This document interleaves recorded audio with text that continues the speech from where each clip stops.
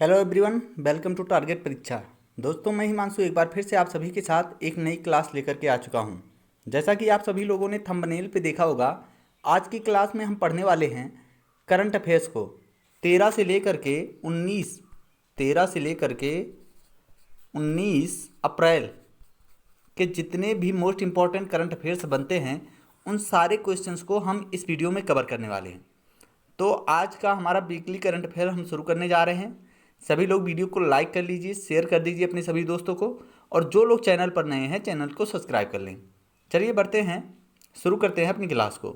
आज का जो हमारा पहला क्वेश्चन बना है वह है, किसने घोषित किया है कि टीबी परीक्षण मशीन जिसका नाम ट्रू नेट है का उपयोग कोविड-19 की स्क्रीनिंग परीक्षण के लिए किया जा सकता है। इसका राइट आंसर हो जाएगा option number B, ICMR. ICMR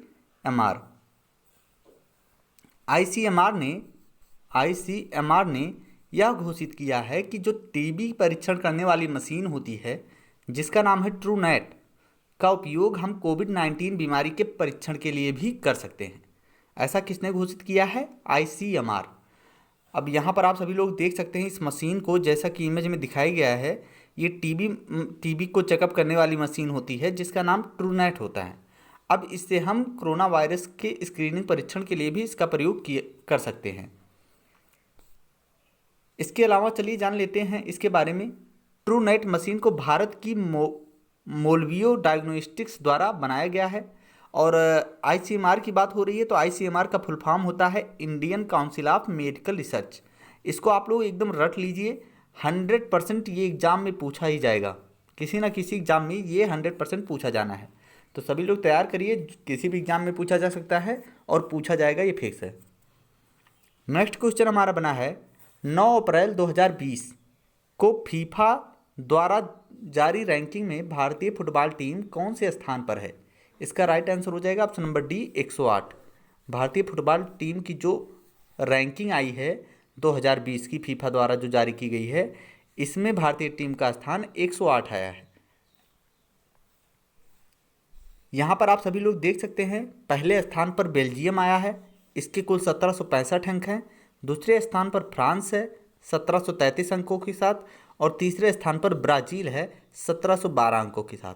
Bharat जो कि 108वें स्थान पर है, इसका अंक है 1187।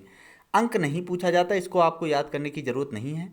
आपको बस ये याद करना है कि फर्स्ट रैंक किसकी है। फर्स्ट रैंक है बेल्जियम की, और भारत की रैंक क्या है? तो भारत की रैंक है 108। ज़्यादातर क्वेश्चन में भारत की रैंक ही पूछा जाता है, लेकिन अगर फर्स्ट रैंक भी पूछ लेता है तो इसको भी याद रखेंगे, बेल्जियम। फीफा के बारे में जान लेते हैं। फीफा के प्रेसिडेंट हैं गिन्नी इन्फेंटिनो ट्रेंडिंग, और इसका हेडक्वार्टर है ज्यूरिख स्विट्जरलैंड में। चलिए बढ़ते हैं अगला क्वेश्चन की ओर। नेक्स्ट क्वेश्चन है हमारा, अंतर्राष्ट्रीय श्रम संगठन के अनुसार कोविड-19 की वजह से भारत में असंगठित क्षेत्र के कितने लोग गरीबी रेखा से नीचे जा सकते हैं? इसका राइट आंसर हो जाएगा ऑप्शन नंबर सी, 40 करोड़ लोग। 40 करोड़ लोग जो है कोविड-19 की वजह से भारत में गरीबी रेखा से नीचे जा सकते हैं, ऐसा बताया है आईएलओ ने। आईएलओ इसका फुल फॉर्म होता है इंटरनेशनल लेबर ऑर्गेनाइजेशन, जिसे हिंदी में अंतर्राष्ट्रीय श्रम संगठन के नाम से भी जाना जाता है। यहाँ पर बात करते हैं आईएलओ के बारे में। तो आईएलओ का हेडक्वार्टर है जेनेवा स्विट्जरलैंड में, और इसके डायरेक्टर जनरल हैं गाय राइडर। नेक्स्ट क्वेश्चन है हमारा, किस देश की अध्यक्षता में G20 देशों के ऊर्जा मंत्रियों की आभासी बैठक आयोजित की गई है? तो इसका राइट आंसर हो जाएगा ऑप्शन नंबर सी, सऊदी अरब। सऊदी अरब की अध्यक्षता में G20 देशों की जो है एक ऊर्जा मंत्रियों की आभासी बैठक का अर्थ ये हो गया कि वीडियो कॉन्फ्रेंसिंग के जरिए, किसके जरिए? वीडियो कॉन्फ्रेंसिंग के जरिए इस बैठक को की गई है।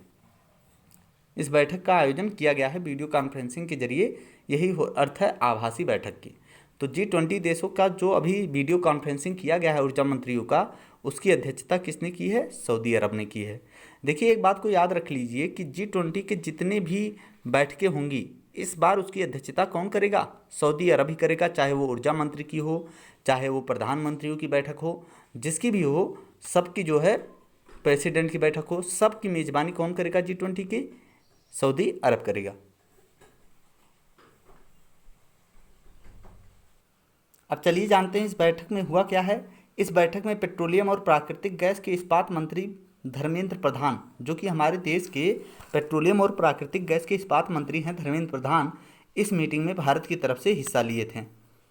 ठीक है, यहाँ पर आप देख सकते हैं इसका इमेज, जिसमें वीडियो कॉन्फ्रेंसिंग के जरिए सारे देशों के प्रतिनिधि या मंत्री जो हैं वो यहाँ पर आकर के बैठक में मौजूद हुए थे। कुल 20 देश हैं, जिसमें भारत की तरफ से धर्मेंद्र प्रधान ने हिस्सा लिया था। और धर्मेंद्र प्रधान कौन है? धर्मेंद्र प्रधान जो हैं ये हैं भारत के पेट्रोलियम और प्राकृतिक गैस मंत्री। ठीक है, चलिए अब आगे बढ़ते हैं अगले क्वेश्चन की ओर। अगला क्वेश्चन है हमारा, अंतर्राष्ट्रीय मानव अंतरिक्ष उड़ान दिवस किस दिन मनाया जाता है?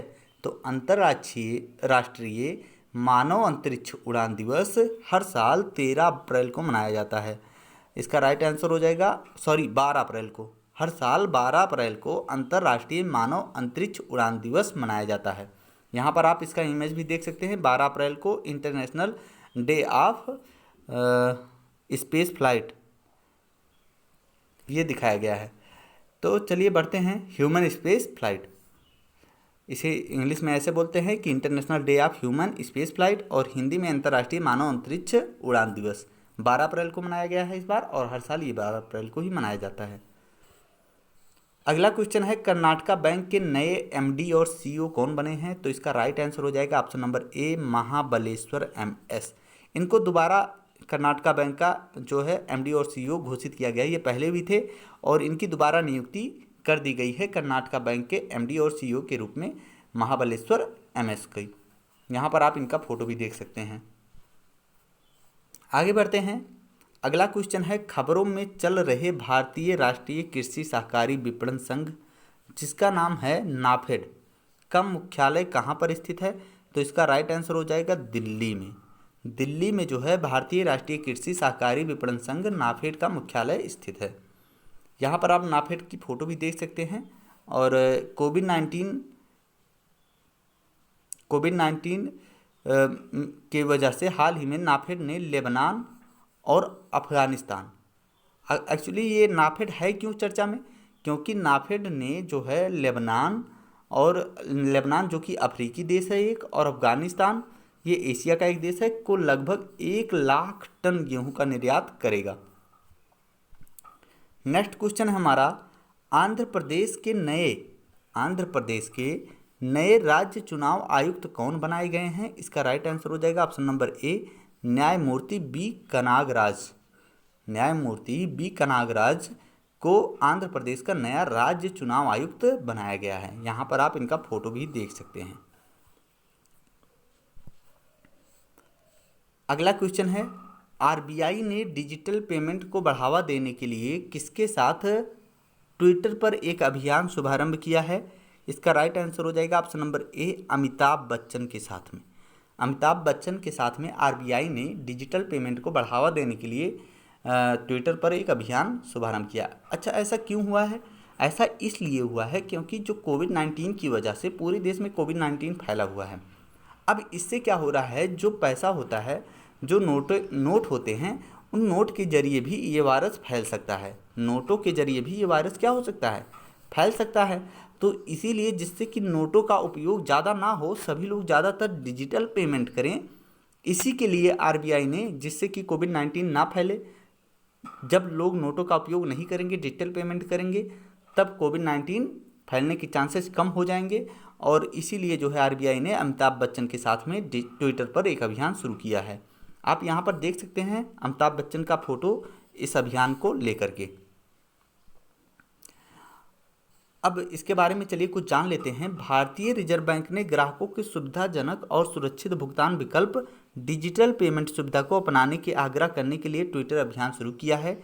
इस समय डिजिटल लेन देन एक महत्वपूर्ण भुगतान माध्यम बन गया है, क्योंकि देश में कोरोना वायरस के फैलने से रोकने के लिए जारी 21 दिनों की राष्ट्रव्यापी लॉकडाउन से सोशल डिस्टेंसिंग को बनाए रखने में मदद मिलेगी। चलिए बढ़ते हैं अगले क्वेश्चन की ओर। अगला क्वेश्चन हमारा ये बना है, किस आईआईटी ने दूर से ही दिल की धड़कन सुन सकने और उन्हें रिकॉर्ड कर सकने वाली डिजिटल स्टेथोस्कोप स्टेथोस्कोप विकसित किया है?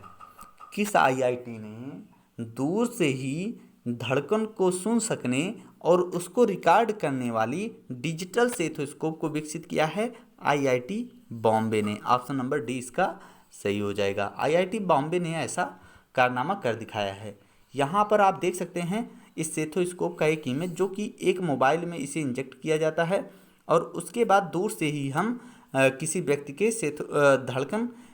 धड़कन को सुन सकते हैं और उसकी गति मापी जा सकती है। इससे क्या होगा कि डॉक्टरों को चेकअप करने में आसानी होगी और डॉक्टरों को कोविड-19 होने का खतरा कम हो जाएगा।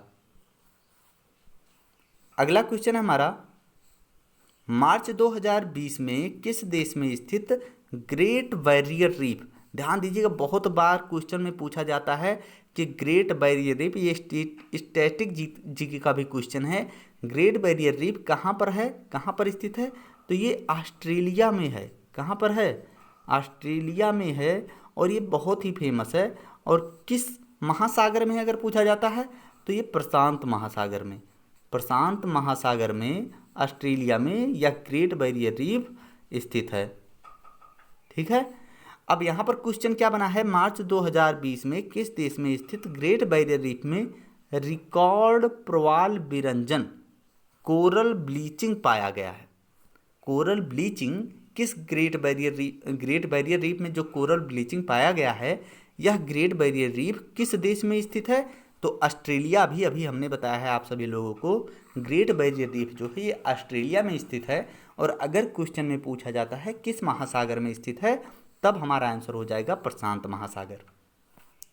अब यहाँ पर हमने जो है इससे रिलेटेड कई ढेर सारे तथ्य यहाँ पर ऐड कर दिए हैं। आप सभी लोग, जितने भी लोग वीडियो देख रहे हैं, वो सभी लोग टेलीग्राम चैनल को ज्वाइन कर लें।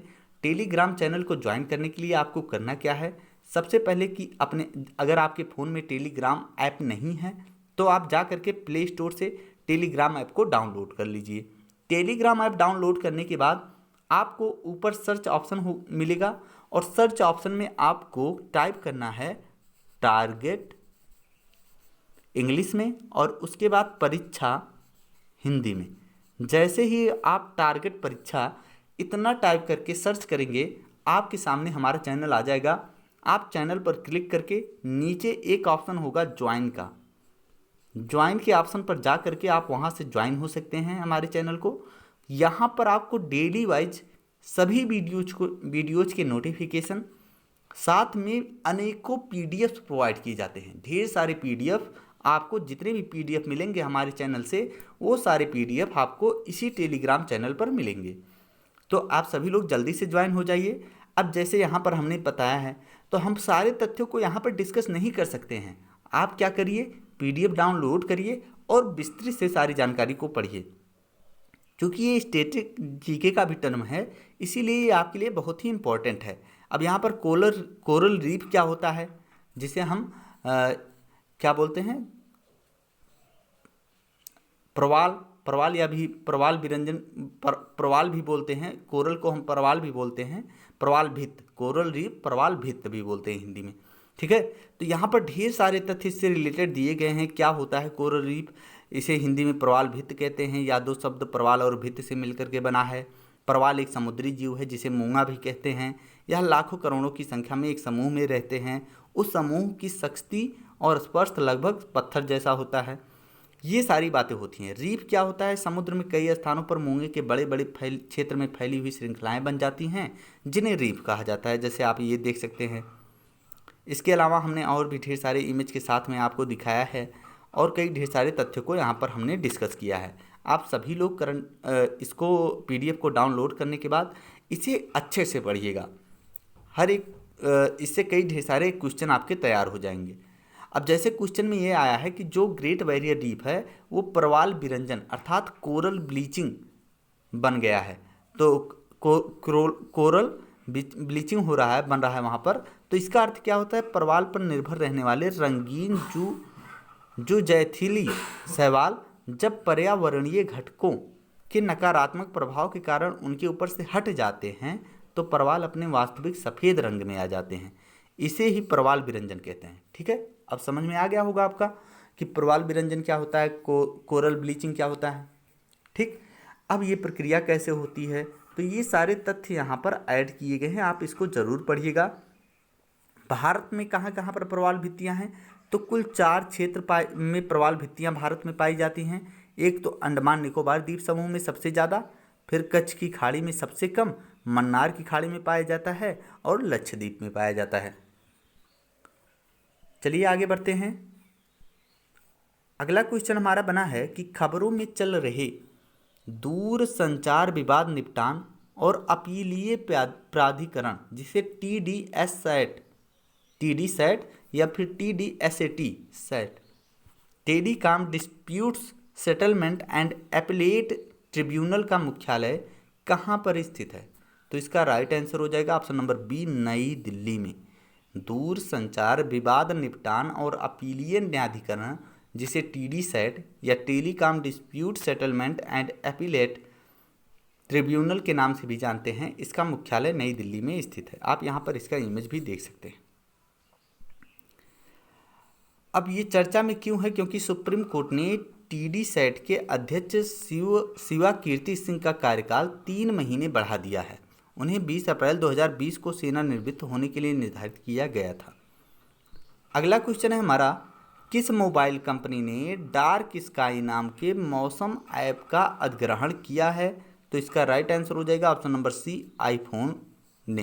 एप्पल आईफोन ने डार्क स्काई नाम के मौसम ऐप का एक अधिग्रहण कर लिया है आईफोन ने। यहाँ पर आप इसका इमेज भी देख सकते हैं। अब यह मोबाइल ऐप करेगा क्या, तो यह मोबाइल ऐप बारिश के समय के बारे में बताता है।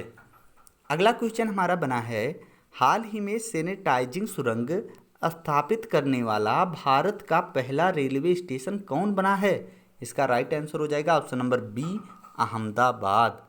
सैनिटाइजिंग सुरंग स्थापित करने वाला भारत का पहला रेलवे स्टेशन अहमदाबाद बन गया है। यहाँ पर आप इसका इमेज भी देख सकते हैं, जो कि सैनिटाइजिंग सुरंग का एक इमेज है, जो कि भारत में अहमदाबाद में रेलवे स्टेशन पर बनाया गया है।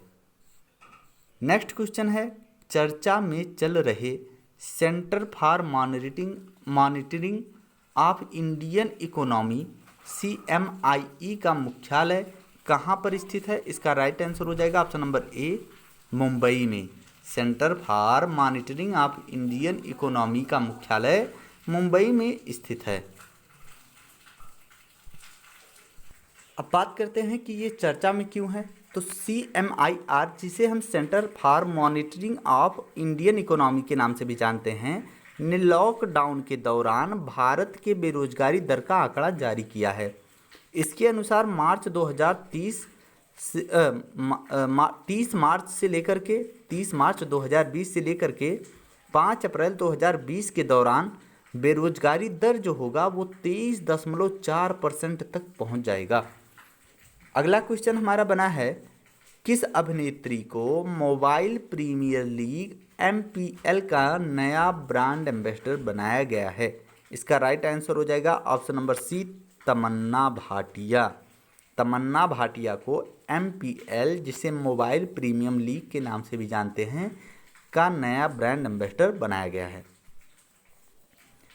नेक्स्ट क्वेश्चन है, किन 2 दिग्गज कंपनियों ने कॉन्ट्रैक्ट ट्रेसिंग टेक्नोलॉजी के माध्यम से कोविड-19 से लड़ने के लिए साझेदारी की है, तो इसका राइट आंसर हो जाएगा ऑप्शन नंबर ए, गूगल और एप्पल ने। गूगल और एप्पल ने कॉन्ट्रैक्ट ट्रेसिंग टेक्नोलॉजी के माध्यम से कोविड-19 से लड़ने के लिए साझेदारी की है। यहाँ पर आप इमेज में देख सकते हैं, एक तरफ गूगल को दिखाया गया है और एक तरफ एप्पल को दिखाया गया है। इन दोनों ने एक साथ मिलकर के यह साझेदारी किया है कोविड-19 से लड़ने के लिए। अब यहाँ पर चलिए जान लेते हैं गूगल के बारे में। तो गूगल का जो इस समय के CEO हैं वो हैं सुंदर पिचई, और इसका मुख्यालय है कैलिफोर्निया USA में। एप्पल की बात करें तो एप्पल के CEO हैं टिम कुक, और इसका मुख्यालय भी कैलिफोर्निया में है USA में।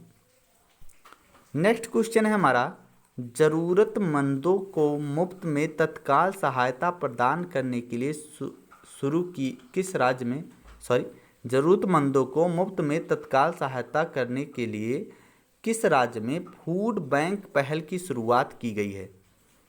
ठीक है, तो इसका राइट आंसर हो जाएगा ऑप्शन नंबर डी, मणिपुर में। मणिपुर में फूड बैंक पहल की शुरुआत मणिपुर में की गई है, जिसके तहत जरूरतमंदों को मुफ्त में तत्काल सहायता प्रदान किया जाएगा। यहाँ पर आप इसका इमेज भी देख सकते हैं। अब फूड बैंक से जनता को क्या फ़ायदा होगा, यहाँ पर हमने इन तथ्यों को ऐड किया है। खाद्य पदार्थों को घर तक पहुँचाया जाएगा, हैंड सैनिटाइजर और फेस मास्क का वितरण किया जाएगा, ठीक है, और ढेर सारी चीज़ें हैं जिसको हमने यहाँ पर ऐड किया है। बात करें मणिपुर की, तो मणिपुर की जो बाउंड्री है वो किन किन राज्यों से लगती है, तो नागालैंड, मिजोरम, असम और म्यांमार से मणिपुर की बाउंड्री लगती है, सीमा।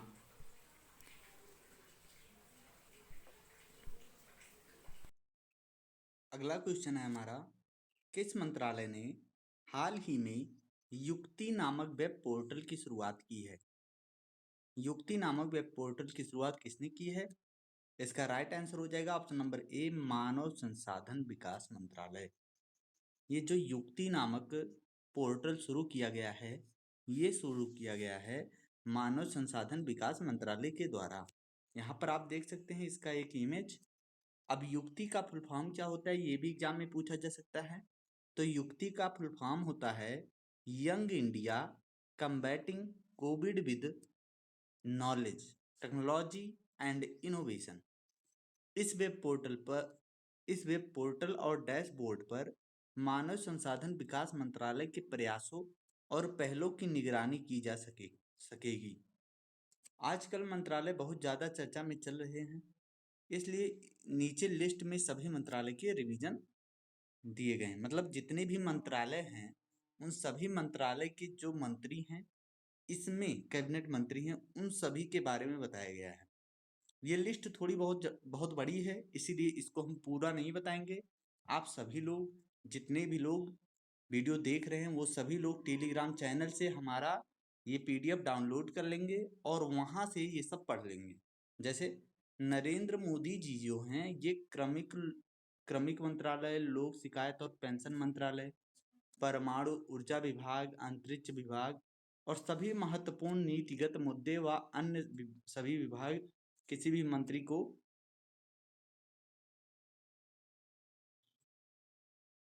ठीक है।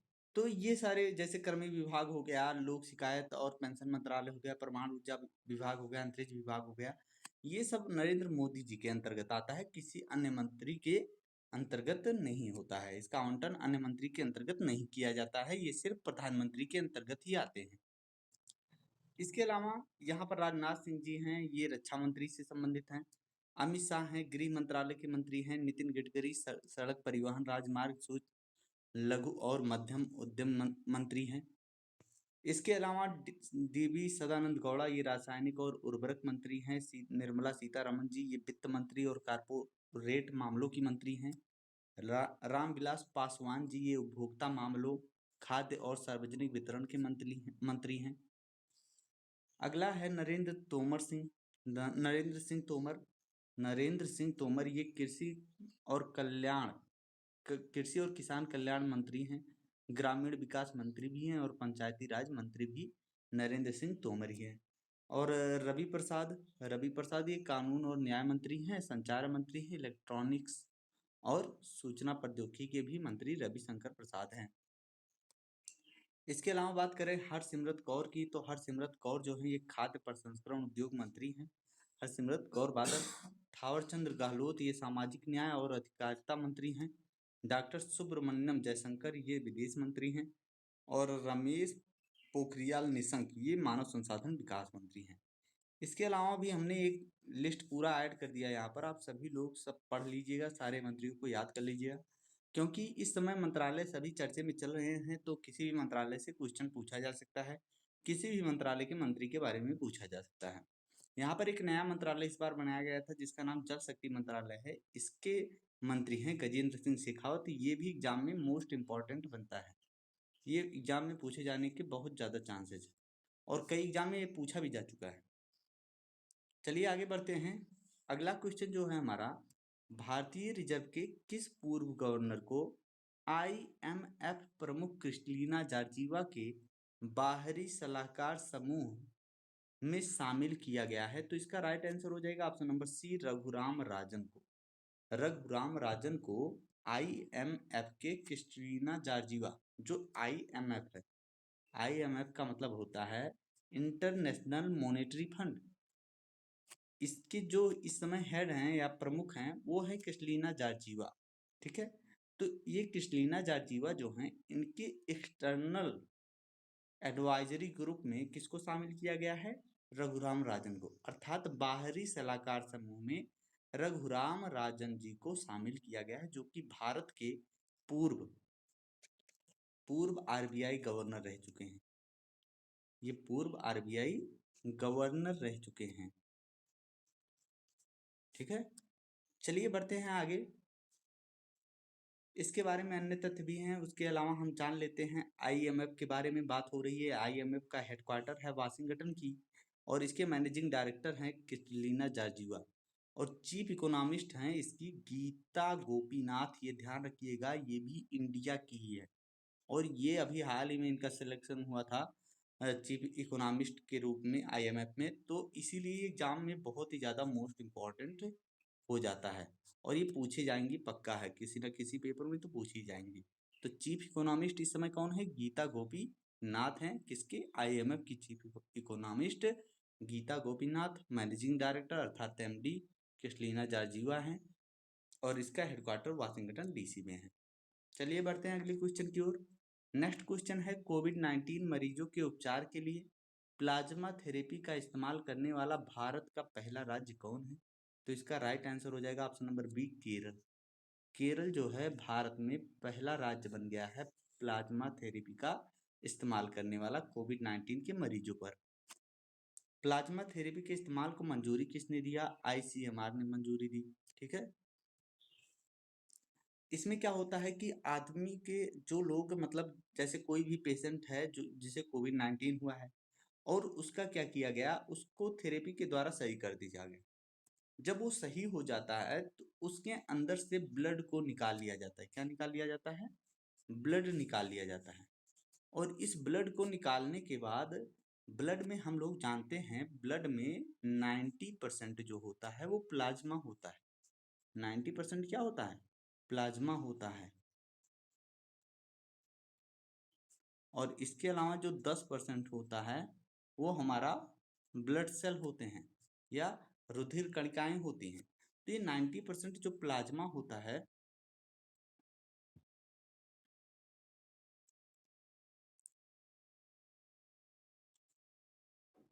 ठीक है, तो इस सॉरी 90% नहीं होता है, आप लोग ध्यान दीजिएगा। ब्लड में जो है सबसे ज्यादा प्लाज्मा ही पाया जाता है। अगर क्वेश्चन में ये पूछा जाता है कि ब्लड में सबसे ज्यादा क्या पाया जाता है, रक्त में सबसे ज्यादा प्लाज्मा ही पाया जाता है। अब क्या होता है, ये रक्त से प्लाज्मा को निकाल लेते हैं। किसको निकाल लेते हैं? प्लाज्मा को निकाल लेते हैं। किसके रक्त से?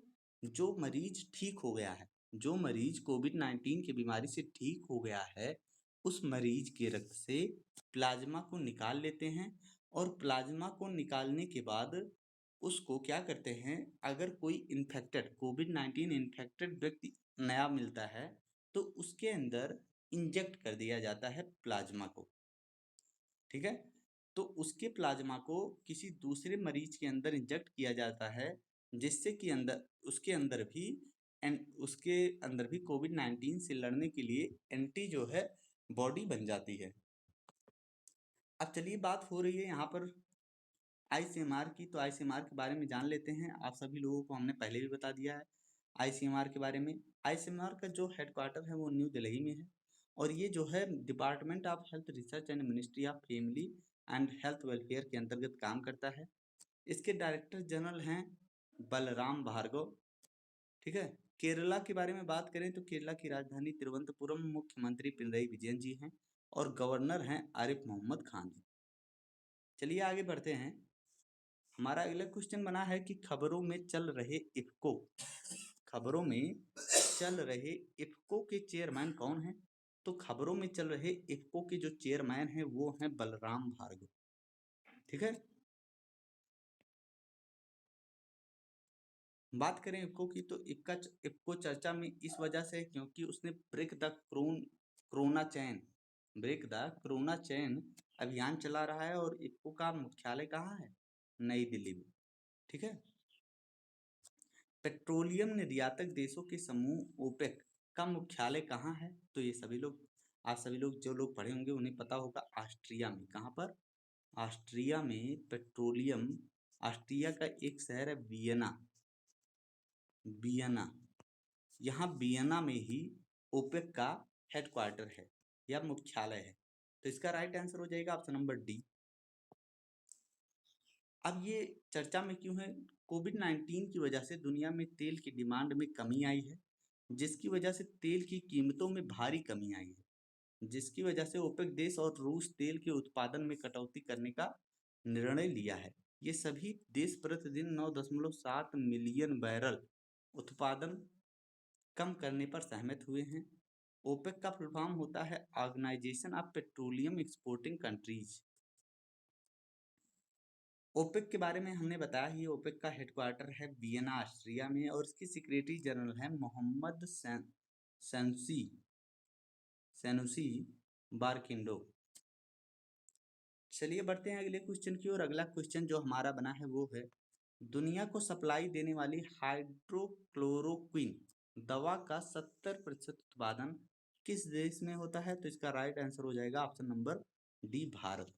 भारत। अभी आप लोगों को पता होगा कि हाल ही में न्यूज में था हाइड्रोक्लोरोक्विन दवा। यहाँ पर आप देख सकते हैं इसका एक फोटो। ये हाइड्रोक्लोरोक्विन दवा बहुत ही ज्यादा चर्चा में इसलिए था क्योंकि इससे कोविड-19 के उपचार में मदद मिलती है। ऐसे में कई ढेर सारे अमेरिका सहित लगभग 33 देशों ने भारत से जो है डिमांड की थी हाइड्रोक्लोरोक्विन की। ठीक। जिसके लिए भारत ने इसका सप्लाई इन सभी देशों को किया है, और भारत जो है इस दवा का पूरे विश्व का 70% उत्पादक अकेले जो है भारत ही इस दवा का करता है। तो इसका राइट आंसर क्या हो जाएगा? Option number D. चलिए बढ़ते हैं आगे। अगला क्वेश्चन हमारा, ऑडियो उपकरण बनाने वाली कंपनी JBL का ब्रांड एम्बेसडर किसे बनाया गया है? तो इसका राइट आंसर हो जाएगा ऑप्शन नंबर बी, सारा अली खान। सारा अली खान ये सैफ अली खान की बेटी हैं, और इन्हें जो है JBL का ब्रांड एम्बेसडर बनाया गया है।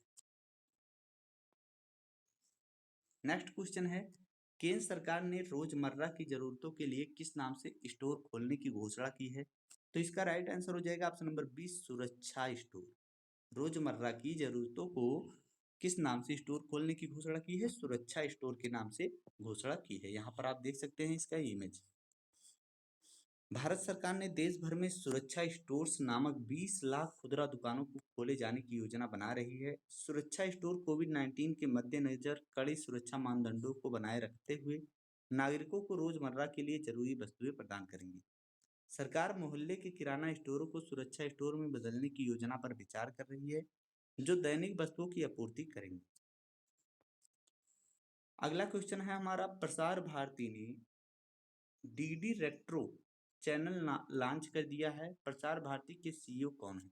अभी अगर आप लोग अपना टीवी चैनल ओपन करिए तो सर्च करेंगे, वहां पर एक चैनल आ जाएगा रेट्रो। डीडी रेट्रो नाम से एक चैनल आता है।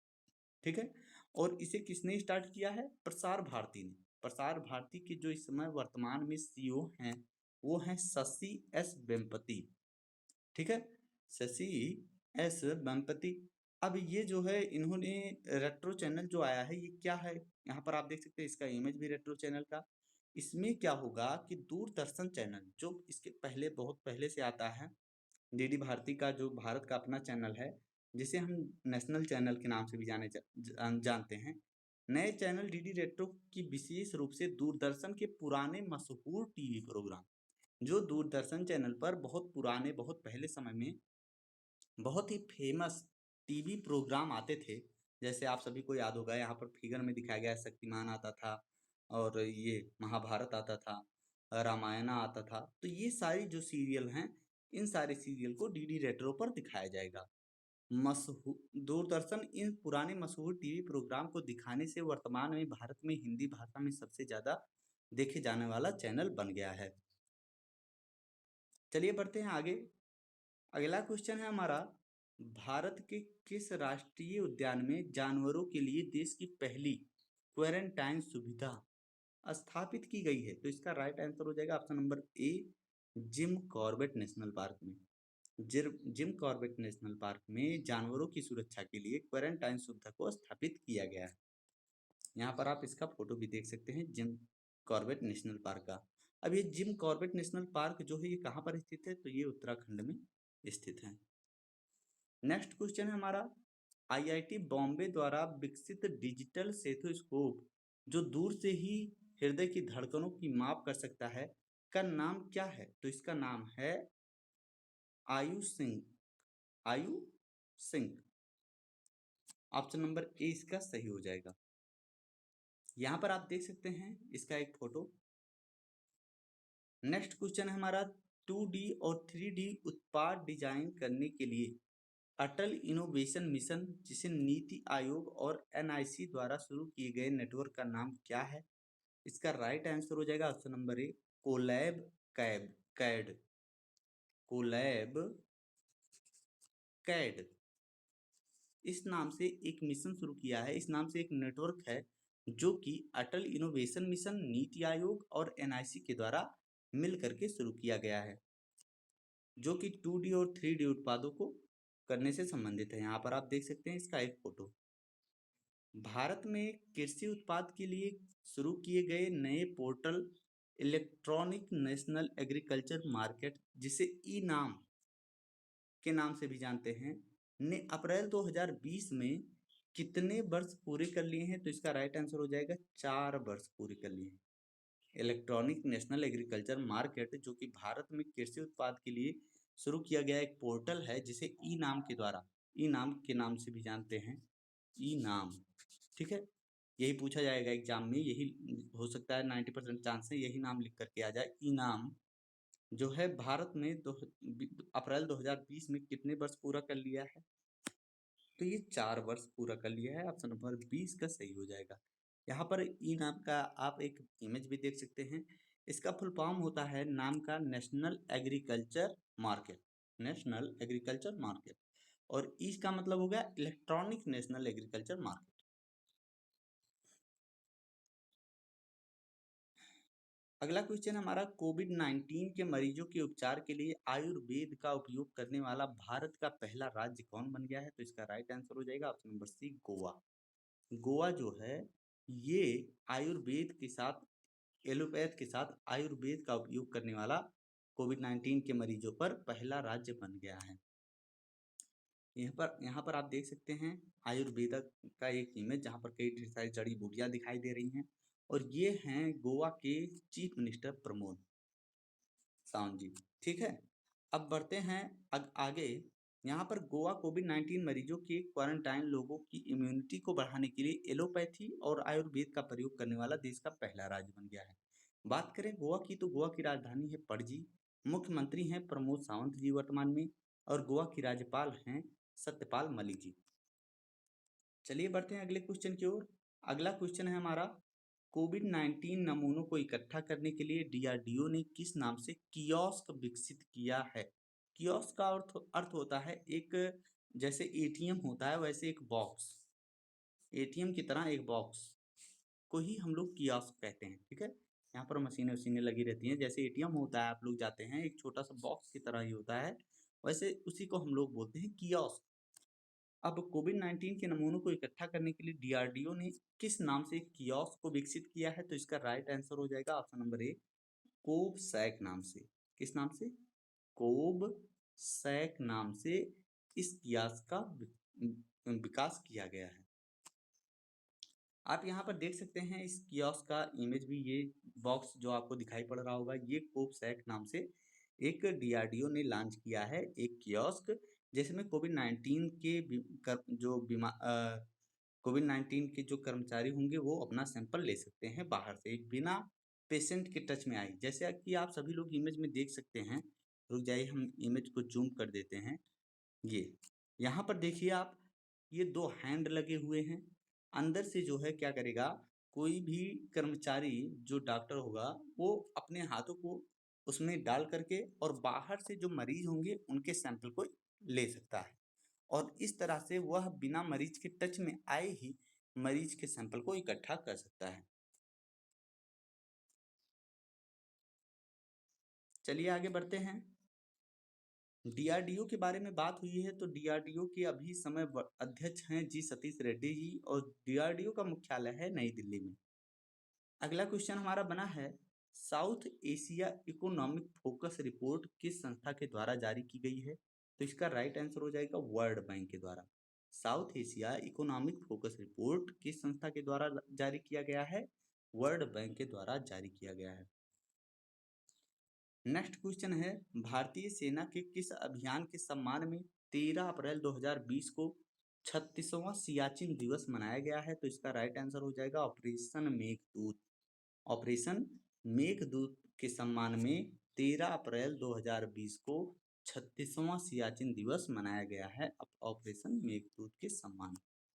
ठीक है, यहाँ पर आप देख सकते हैं इसका एक इमेज जहाँ पर लिखा हुआ है सियाचिन में 19 साल तक चला था ये ऑपरेशन मेघदूत। अगला क्वेश्चन हमारा, पर्यटन मंत्रालय द्वारा अतुल्य भारत के कई स्थलों की संस्कृति और विरासत को देखने के लिए किस नाम से वेबिनार श्रृंखला शुरू की गई है?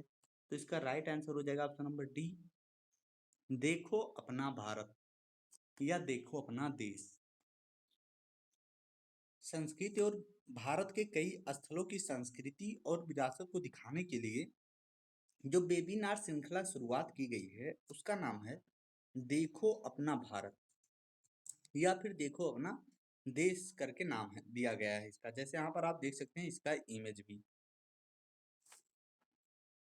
अगला क्वेश्चन हमारा, भारत का पहला रिमोट हेल्थ मॉनिटरिंग सिस्टम किस संस्थान द्वारा विकसित किया गया है?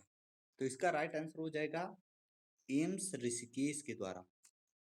एम्स ऋषिकेश जो कि उत्तराखंड में है, इसके द्वारा remote health monitoring system develop किया गया है, जो कि भारत का पहला संस्थान है।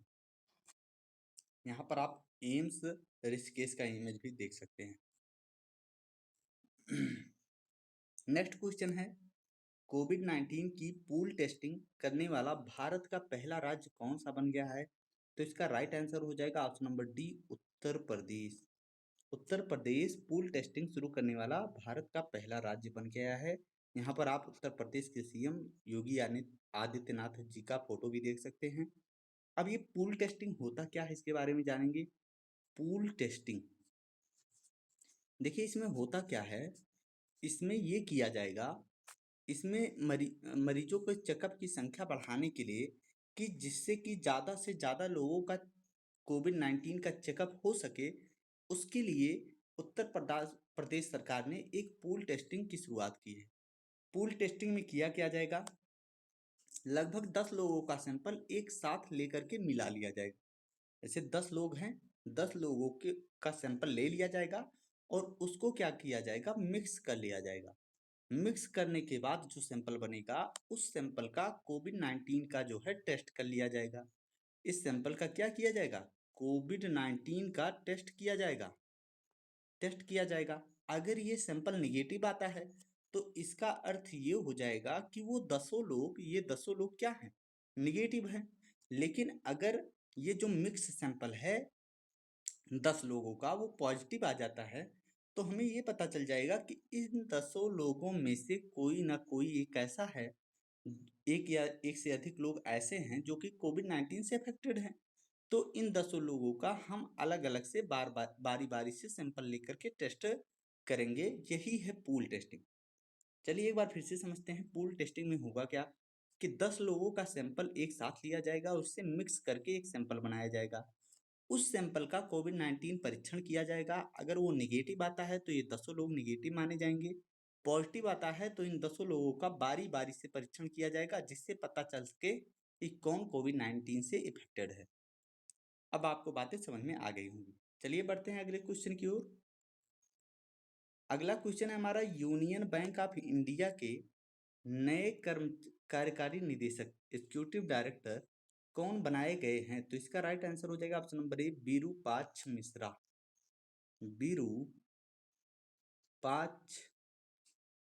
मिश्रा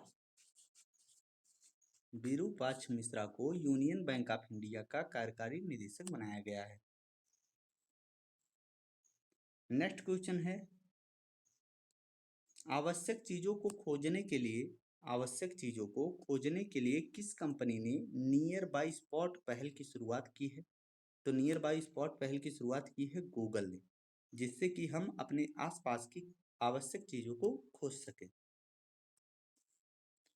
नेक्स्ट क्वेश्चन हमारा बना है कि हाल ही में किस देश के सेंट्रल बैंक ने HDFC में 1.01% हिस्सेदारी खरीदी है? तो इसका राइट आंसर हो जाएगा ऑप्शन नंबर डी, चीन का जो राष्ट्रीय बैंक है या सेंट्रल बैंक है, उसने HDFC का 1.01% की हिस्सेदारी खरीद ली है। अब चलिए कुछ प्रमुख देश के सेंट्रल बैंक्स के बारे में यहाँ पर हमने बता दिया है। जैसे ऑस्ट्रेलिया का जो सेंट्रल बैंक है उसका नाम है reserve bank of Australia. France का जो सेंट्रल बैंक है उसका नाम है बैंक ऑफ फ्रांस। जापान के सेंट्रल बैंक का नाम है बैंक ऑफ जापान। भारत का जो सेंट्रल बैंक है उसका नाम है reserve bank of India. Switzerland के सेंट्रल बैंक का नाम है स्विस नेशनल बैंक। और यूके का जो सेंट्रल बैंक है उसका नाम है बैंक ऑफ इंग्लैंड। यूएसए का जो सेंट्रल बैंक है उसका नाम है फेडरल रिजर्व। इसके अलावा चीन का जो नेशनल बैंक है उसका नाम है पीपुल बैंक ऑफ चाइना, जिसने कि इसी बैंक ने पीपुल्स बैंक ऑफ चाइना ने ही HDFC से 1.01% का जो है शेयर खरीदा है।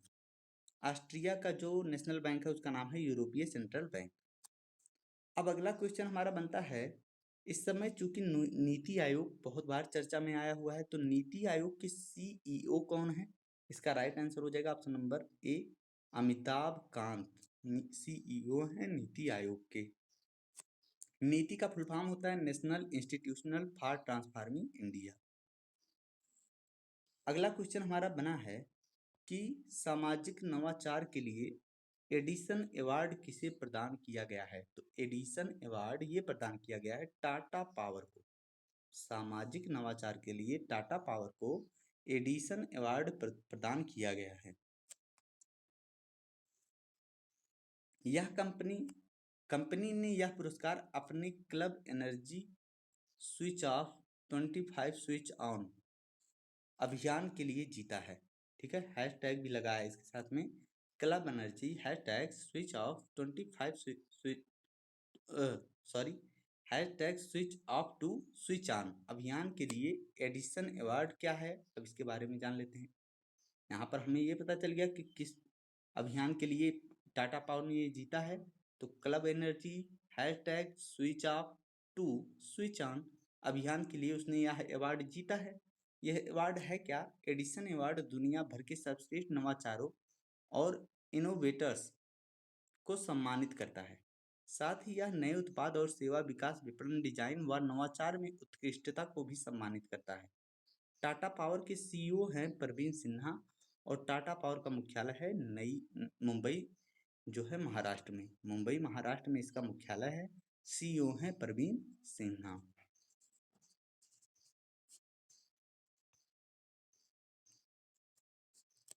चलिए बढ़ते हैं अगले क्वेश्चन की ओर। अगला क्वेश्चन है हमारा, हाल ही में किस देश ने भारत को हार्पून एंटी शिप मिसाइल और टारपीडो की बिक्री करने की मंजूरी दे दी है? तो इसका राइट आंसर हो जाएगा ऑप्शन नंबर बी, अमेरिका। जैसा कि आप सभी लोगों को पता है, भारत ने अमेरिका को हाइड्रोक्सी क्लोरोक्विन दवा की निर्यात किया था, जिसके बदले में अमेरिका ने भारत को हार्पून एंटी शिप मिसाइल और टारपीडो एक मिसाइल होती है, इन दोनों मिसाइल की बिक्री को मंजूरी दे दी है। अमेरिका ने दवा के बदले मिसाइल भेजी, यहाँ पर आप देख सकते हैं इसका इमेज भी। अमेरिका ने यह मंजूरी क्षेत्रीय खतरों से निपटने के लिए भारत की रक्षा क्षमताओं को बढ़ाने और मातृभूमि की रक्षा को मजबूत बनाने के लिए कर दी है। हार्पून एक air launched anti ship missile है। हार्पून मिसाइल प्रणाली को महत्वपूर्ण समुद्री गलियारों की रक्षा में मदद करेगा।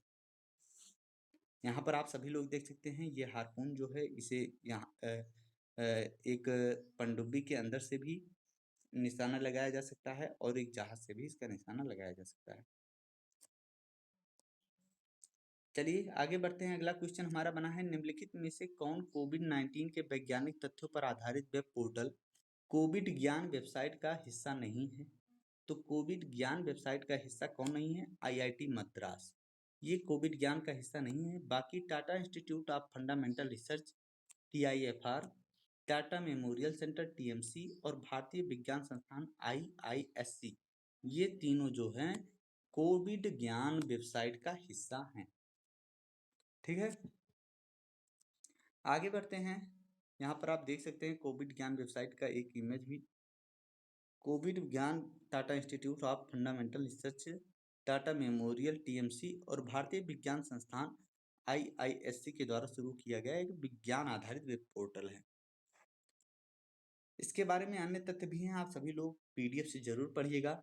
अगला क्वेश्चन है हमारा, BSNL ने किसकी साझेदारी में अपना UPI आधारित डिजिटल पेमेंट प्लेटफॉर्म जिसका नाम है भारत इंस्टा पे विकसित किया है? तो इसका राइट आंसर हो जाएगा option number C, SBI। BSNL ने किसकी साझेदारी से में अपना UPI आधारित digital payment platform Bharat Insta पे विकसित किया है? तो इसका राइट आंसर हो जाएगा SBI। यहाँ पर आप इसका इमेज भी देख सकते हैं, जहाँ पर BSNL और SBI लिखा हुआ आपको साफ साफ दिखाई पड़ रहा होगा। BSNL ने SBI के साथ में मिल करके भारत इंस्टा पे नामक एक ऐप जो है विकसित किया है, जो कि डिजिटल पेमेंट को बढ़ावा देगा। अब बात करते हैं BSNL की। तो BSNL का हेडक्वार्टर है नई दिल्ली, इंडिया में। इसके चेयरमैन और MD हैं प्रवीण कुमार पुरवार। और SBI का हेडक्वार्टर है मुंबई, महाराष्ट्र में। इसके चेयरमैन है रजनीश कुमार। अगला क्वेश्चन हमारा बना है, 14 अप्रैल 2020 को कौन सा विश्व चगास रोग दिवस मनाया गया? तो इसका राइट आंसर हो जाएगा ऑप्शन नंबर ए, पहला। 14 अप्रैल को, ध्यान दीजिएगा, जो पहली बार होता है वो क्वेश्चन मोस्ट इंपॉर्टेंट हो जाता है। 14 अप्रैल को पहला विश्व चगास दिवस मनाया गया है। पहला विश्व चगास दिवस सेलिब्रेट किया गया है। ठीक है, इसीलिए मोस्ट इंपॉर्टेंट हो जाता है। अब इसके बारे में ढेर सारे तथ्यों को हमने यहाँ पर ऐड किया, आप सभी लोग PDF से पढ़ लीजिएगा। नेक्स्ट क्वेश्चन है, अमेरिका के राष्ट्रपति डोनाल्ड ट्रंप ने किस संगठन की फंडिंग पर रोक लगा दी है? तो इसका राइट आंसर हो जाएगा option number D, WHO। WHO की फंडिंग पर अमेरिका ने रोक लगा दी है।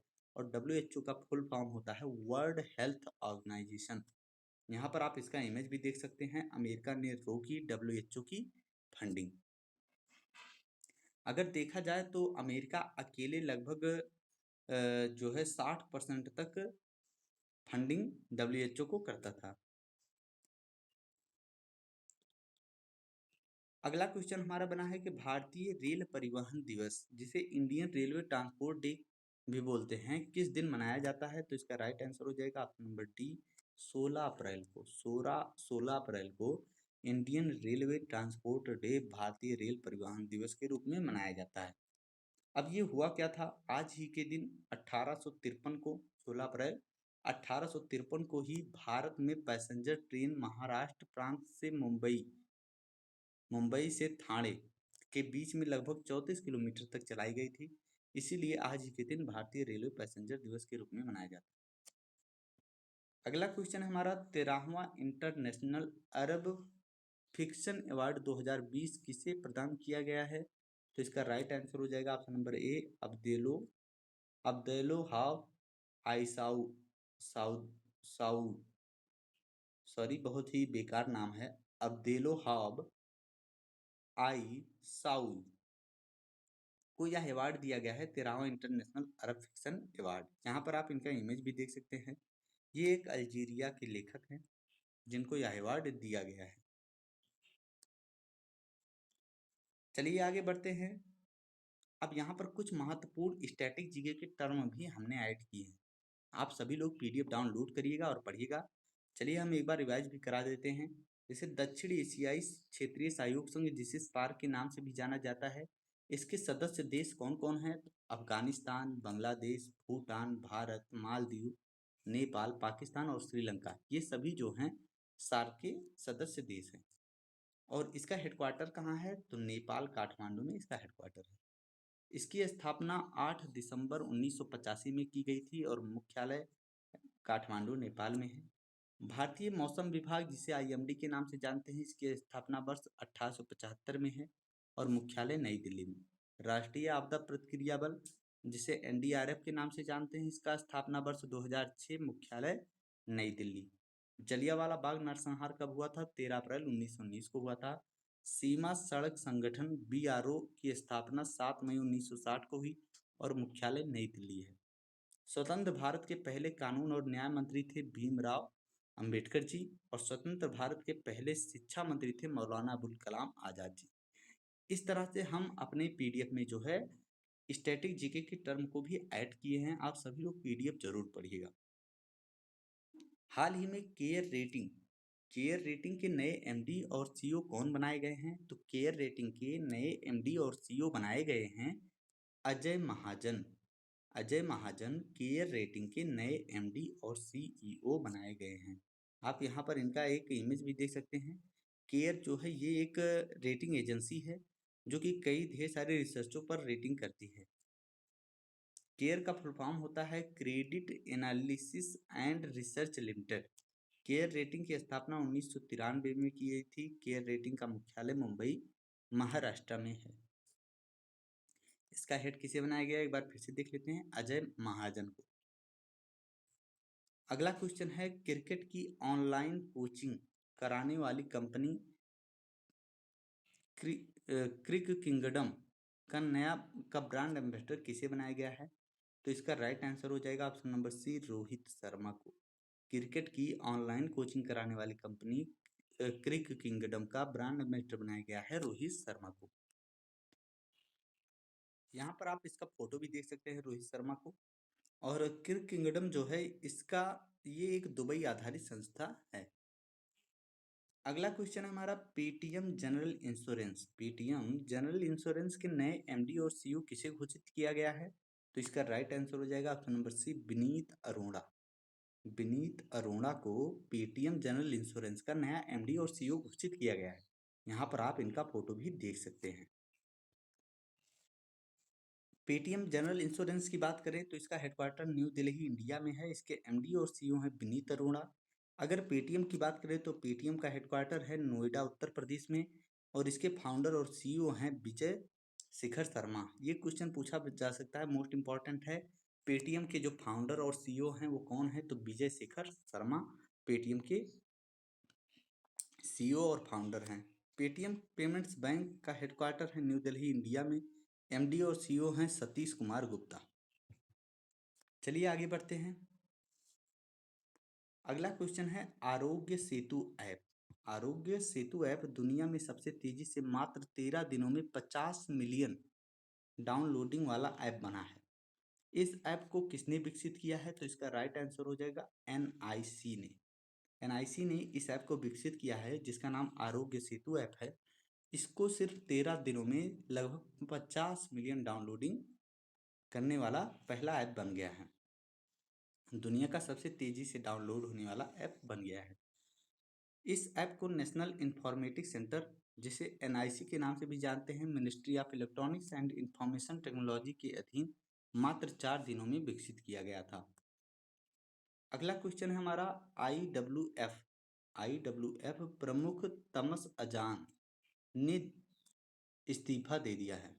आईडब्ल्यूएफ का मुख्यालय कहाँ स्थित है? तो इसका राइट आंसर हो जाएगा option number C, Budapest Hungary में आईडब्ल्यूएफ का मुख्यालय है, जिसके प्रमुख तमस अजान ने इस्तीफा दे दिया है। यहाँ पर आप आईडब्ल्यूएफ के प्रमुख तमस अजान का फोटो भी देख सकते हैं। बात करते हैं आईडब्ल्यूएफ की, तो आईडब्ल्यूएफ का फुल फॉर्म होता है international weight lifting federation. IWF के प्रमुख तमस अजान ने भ्रष्टाचार आरोपों के चलते इस्तीफा दिया है। अगला क्वेश्चन हमारा, वर्ल्ड वाइड फंड, जिसे WWF के नाम से जानते हैं, इंडिया ने किसे अपने पर्यावरण शिक्षा कार्यक्रम का एम्बेसडर नियुक्त किया है? तो इसका राइट आंसर हो जाएगा ऑप्शन नंबर ए, आनंद विश्वनाथ आनंद, जो कि चेस के खिलाड़ी हैं, शतरंज के खिलाड़ी हैं, इनको जो है WWF इंडिया ने पर्यावरण शिक्षा कार्यक्रम का एम्बेसडर नियुक्त किया है। WWF का मुख्यालय कहाँ है? तो इसका मुख्यालय है ग्लैंड, स्विट्जरलैंड में। और WWF की स्थापना 29 अप्रैल 1961 में हुई थी। WWF के निदेशक हैं मार्को लैम्बर्टिनी। अब यहाँ पर कई ढेर सारे इंटरनेशनल ऑर्गेनाइजेशन हैं और इनका हेडक्वार्टर दिया गया है। आप सभी लोग इसको जरूर पढ़िएगा, ये एग्जाम में कई बार पूछा जाता है। कुछ जो प्रमुख हैं उसकी चर्चा हम कर लेते हैं। जैसे एशियन डेवलपमेंट बैंक का हेडक्वार्टर है मनीला, फिलीपींस में।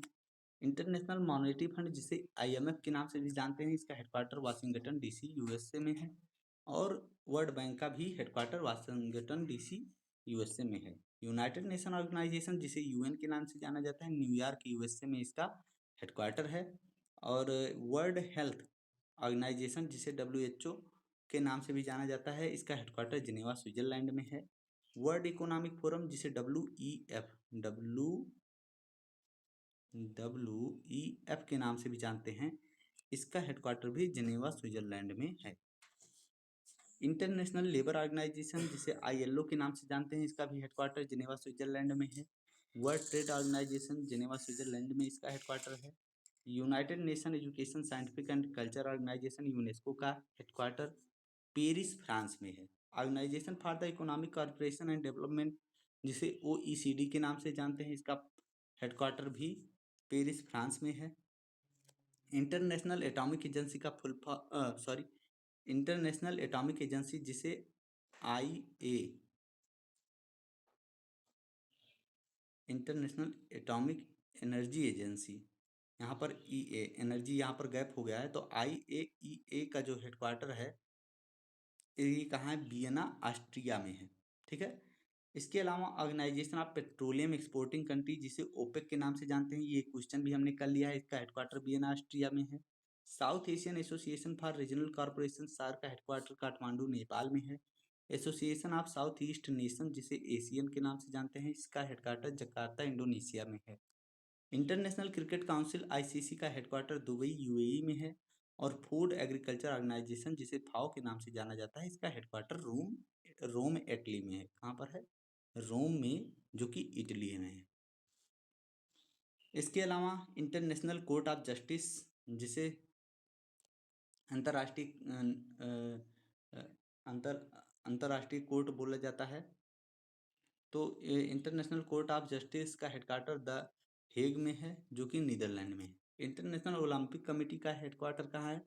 तो लुसियाना, स्विट्जरलैंड में है। और the federation of international D football association, जैसे फीफा के नाम से जानते हैं, इसका हेडक्वार्टर ज्यूरिख, स्विट्जरलैंड में है। The organisation of the provision of the chemical weapon, OPCW का हेडक्वार्टर द हेग, नीदरलैंड में है।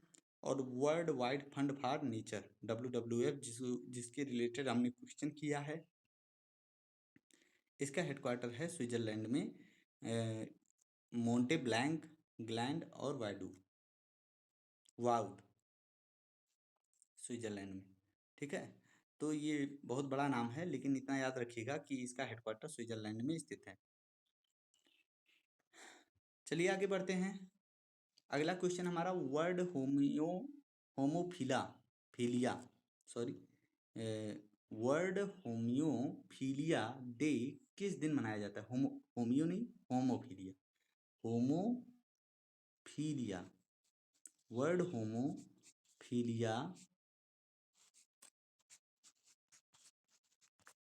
होमोफिलिया डे जो है, ये कब मनाया जाता है? तो ये मनाया जाता है 17 अप्रैल को। इस वर्ष विश्व होमोफिलिया दिवस का 30वां संस्करण था और इसका विषय था गेट प्लस इन्वॉल्व्ड। हीमोफीलिया के बारे में जानते हैं, तो हीमोफीलिया यह दिवस हीमोफीलिया तथा अन्य आनुवांशिक खून बहने वाले विकारों के बारे में जागरूकता फैलाने के लिए प्रतिवर्ष मनाया जाता है, वर्ल्ड